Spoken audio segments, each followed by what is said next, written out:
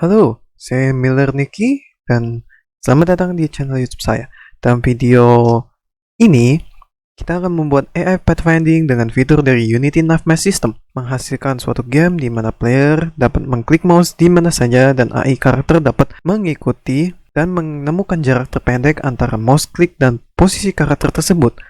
Alright, without further ado, let's get started.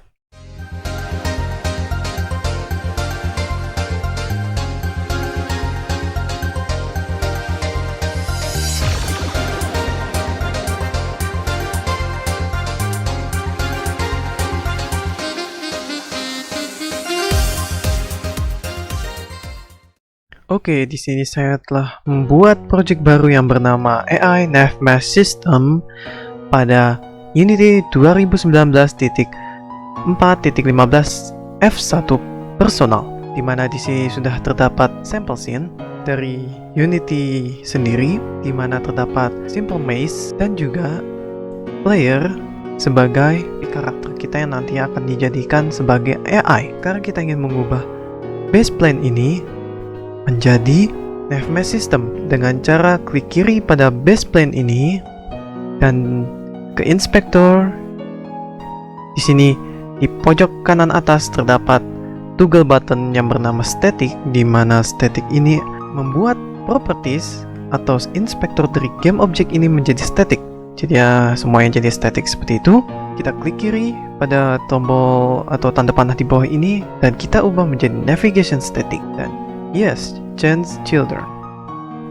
Di sini kita bisa lihat, jika kita mark semua, maka semuanya berubah menjadi navigation static. Oke, kita sekarang dapat mengklik window, AI, dan navigation, maka akan terbuka tab baru yang bernama navigation. Dan dalam tab navigation ini kita langsung saja ke slot atau ke tab bake dan kita tidak usah mengubah semua atau membiarkan semua setting yang ada. Lalu kita klik bake, maka kita bisa lihat di sini bahwa yang berwarna biru ini, biru muda ini merupakan wilayah di mana karakter atau agent kita dapat berjalan atau tempat bermainnya daripada si AI tersebut. Namun kita tidak menginginkan agar wall ini bisa dilihat di sini. Wall juga termasuk dalam walkable atau tempat berpijak daripada si player. Namun kita tidak mau hal itu terjadi, di mana obstacle ini atau wall ini tidak dapat dipijaki oleh player ataupun dilompati oleh player. Maka kita dapat mengubahnya dengan cara mark semua obstacle di sini, mark, lalu kita pergi ke object. Dan di sini ada navigation area atau tipe area, tipe dari navigation area, di mana di sini ada walkable, not walkable, dan jump. Dari namanya saja kita sudah tahu kalau kita hanya mau ini yang opsi kedua, yaitu not walkable. Dan kita kembali lagi ke slot dari bake, dan ketika kita pencet bake lagi, maka kita bisa lihat di sini bahwa Unity Navmesh System akan menghindari obstacle agar player hanya dapat berjalan di atas area atau zona yang telah ditentukan oleh Navmesh System ini. Oke, sekarang yang kita lakukan adalah menambahkan agent, di mana agent ini adalah AI daripada pathfinding system pada Unity Navmesh yang nantinya akan menghitung cost dari jarak yang terpendek target destinasi kita ke target awal pada si karakter itu sendiri. Ini misalnya karakternya di sini, otomatis target awal atau posisi awalnya berada di sini. Misalnya saya ingin supaya player atau karakter ini berjalan ke sana, dan AI sistem dari Navmesh menghitung cost antara dua titik jarak atau jarak cost dari antara dua titik ini, dan maka secara otomatis dia akan pergi ke sana. Namun itu nanti kita akan membuat scriptnya. Yang pertama kita lakukan adalah add Navmesh agent dengan cara add komponen Navmesh agent. Di sini bisa kalian cari di pada slot atau kolom search ini agent saja, nanti akan muncul Navmesh agent dan kalian klik Dan seperti ini, variabel-variabel yang dibutuhkan oleh NavMesh Agent, kita hanya ingin mengubah base offset menjadi 1, karena kita bisa lihat di sini, jika kita nolkan, maka base offsetnya itu berada di tengah daripada si player atau si karakter ini. Maka kita akan jadikan 1, sehingga menyatu dengan atau sebagai pijakan player, alas. Lalu untuk tingginya, kita jadikan 2, lalu kita inginkan supaya NavMesh Agent ini bisa dengan mudah atau bisa berjalan ke tujuan mouse on click kita. Misalnya kita ngeklik mouse di sini, maka akan berjalan ke sana otomatis atau set destination ke sana, dan kita dapat membuat script untuk perintah tersebut untuk memerintahkan si karakter ini mengikuti mouse position kita atau mouse on click position kita. Kita bisa ke folder script, kita klik kanan, create C# script, dan kita di sini bisa beri nama karena ini player controller yang dimana mengontrol agent kita agar men-setting destination ke tujuan kita yang kita kehendaki, maka kita beri nama player controller. Kita tunggu saja sampai Unity selesai mengimport ataupun mengcompile script yang telah kita buat ini. I'll be right back. Oke, setelah selesai dibuat, kita dapat mengklik 2 kali, maka Unity akan membuka Microsoft Visual Studio. Oke, setelah Microsoft Visual Studio kita terbuka, yang bisa kita lakukan adalah pertama mendelete start karena kita tidak memerlukan start. Lalu di bawah void update kita dapat beri fungsi baru yang bernama mouse on click position. Seperti yang saya jelaskan tadi, di mana player dapat mengklik dimanapun pada layar game kita, sehingga AI mendapatkan posisi daripada mouse kita dan dia akan berjalan menuju destinasi posisi daripada mouse kita. Oke, kita beri nama mouse on click position. Oke, kita tidak perlu memberikan properties atau atribut di dalamnya.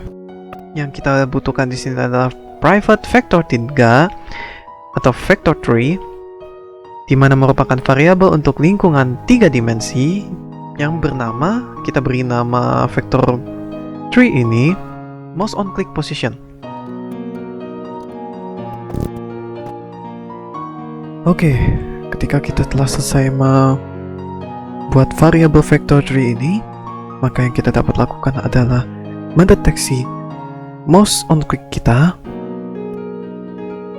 input dari kelas input dari Unity, dan get mouse button down yang berarti menekan mouse button, dan index 0 yang berarti itu kiri, sedangkan 1 itu untuk kanan.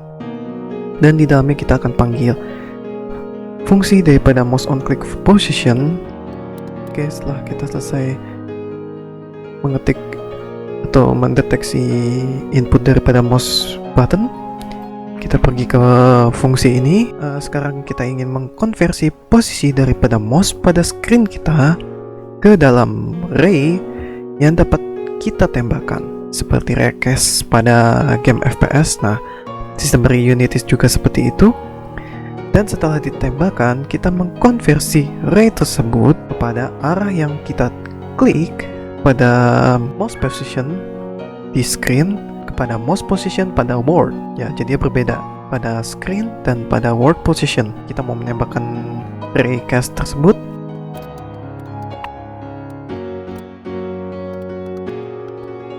Nah, di sini saya sudah menambahkan mouse position variable kita tadi, vector tree kita tadi itu kepada input mouse position, jadi mouse position pada layar atau screen, dan kita konversi menjadi raycast.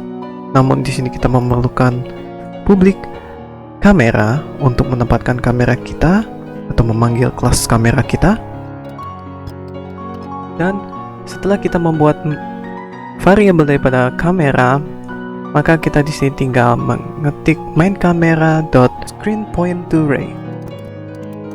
Screen point to ray itu maksudnya itu mengkonversi vector tree mouse position pada screen, pointer screen itu kepada ray seperti ini. daripada ray. Jadi kita di sini masukkan mouse position.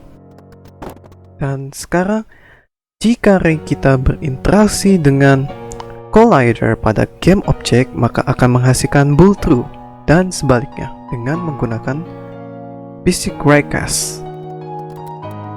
Oke, sebelumnya kita membutuhkan variabel raycast yang bernama hit, dan di sini kita dapat melihat bahwa di dalam daripada raycast, fungsi daripada raycast di dalam kelas fisik ini itu terdapat berbagai macam parameter, namun yang akan kita gunakan ini bool dari basic raycast ray didapat dari sini, dan out raycast hit info, di mana merupakan yang ray ini merupakan titik mulai dari arah ray, dan out hit di mana sebagai kontainer informasi, yang ini out hit kontainer informasi tentang di mana posisi dari collider tersebut mengenai objek, seperti itu. Sedangkan raycast hit ini digunakan, variabel ini digunakan untuk mendapatkan kembali informasi dari raycast. Kita ketik saja ray dan sebelahnya itu out hit.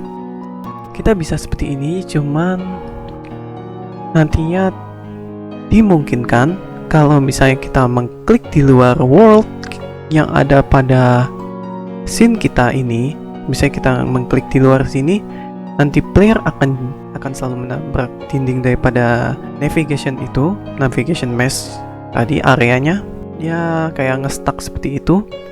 Dan yang kita butuhkan di sini adalah if conditional, di mana jika kita mengenai suatu benda atau suatu objek, maka AI akan mengeksekusi perintah di dalamnya. Dan sebaliknya, jika raycast kita ini saat kita tembakan tidak mengenai suatu objek atau game object, maka codingan kita ini tidak akan mengeksekusi perintah untuk menjalankan AI tersebut. Kita ubah menjadi if conditional. Sekarang kita akan membutuhkan variabel pemanggil navmesh agent kita. Karena ini tidak ada error, kita langsung saja ke navmesh agent kita yang tadi sudah kita buat dalam game object player. Maka kita akan memanggil variabel ataupun membuat variabel baru di mana kita bisa memanggil navmesh agent tersebut dan memanggil namespace daripada using Unity Engine AI untuk memanggil kelas daripada navmesh agent tersebut. Jadi ya, kita private serialized field AI kita atau agent kita, dan di atas sini kita akan berikan using Unity Engine .ai. Oke, jadi di sini kita memanggil namespace daripada AI tersebut, dan di sini kita panggil kelas sebagai variabel untuk kita menaruh agent di dalamnya. Kita akan memberikan perintah untuk menyuruh karakter berjalan ke destinasi atau tujuan daripada mouse on click kita dengan set destination. Ya, simpel kan? Jadi ya agent, lalu kita suruh dia untuk ke destinasi tersebut, dan kita akan dapatkan informasi daripada hit ini, titik daripada hit ini, dan dia akan menuju ke posisi tersebut. Poin ini maksudnya vector 3 dari posisi yang telah didapat daripada mouse on click itu. Oke. Setelah kita selesai mengcoding script player controller, kita dapati tidak ada error di sini. Semuanya seems good. Dan kita save ctrl-s, kita kembali kepada Unity, dan kita tunggu saja Unity mengcompile daripada script yang telah kita ubah tersebut. Kita bisa lihat di sini scriptnya sudah berubah dan loadingnya sudah stop. Yang kita bisa lakukan di sini adalah ke player, objek daripada player tersebut, dan di sini kita bisa drag saja player controller ke pada game object ini atau game object karakter ini. Lalu di sini ada dua variabel slot kosong. Kita bisa mendrag main camera kita kepada kamera, dan agent kita atau navmesh agent kita kepada agent. Oke, kita bisa save. Jangan lupa yang mengubah kamera. Kita bisa klik main kamera, dan ini adalah posisi kita, tampilan kita pada scene. Kita bisa Ctrl, Shift, dan F. Maka preview daripada kamera, atau kamera ini akan menyorot sesuai dengan pandangan kita di scene. Kita play, dan bisa kita lihat di sini ketika kita klik ke kiri daripada posisi mouse button ini, maka player akan mencari destinasi yang pendek atau jarak yang terpendek antara kedua titik tersebut dan berjalan ke sana, ke tujuannya. Bisa kita klik di sini, maka player akan mengikuti kita. Namun kayaknya si playernya terlalu lambat atau karakter kita terlalu lambat. Kita stop dulu. Di sini di player kita bisa setting speednya menjadi ya 4 saja, dan accelerationnya itu menjadi 10. Angular speednya menjadi 130 mungkin. Dan kita coba play, save dulu, jangan lupa play. Dan kita bisa lihat di sini ketika kita klik bagian sini, maka player akan cepat berjalan menuju ke sana. Dan that's pretty much it. Jika kalian ada pertanyaan seputar materi daripada video kita kali ini, kalian dapat menaruhnya dalam kolom komentar di bawah ini. Untuk Unity documentation dan project ini, saya telah taruh linknya pada deskripsi juga, yang dimana linknya itu tersebut akan menuju ke link GitHub saya. Kalian bisa mendownload project saya di sana, project ini di sana. Dan okay then, and I'll see you on the next video. Cheers and good luck, have fun.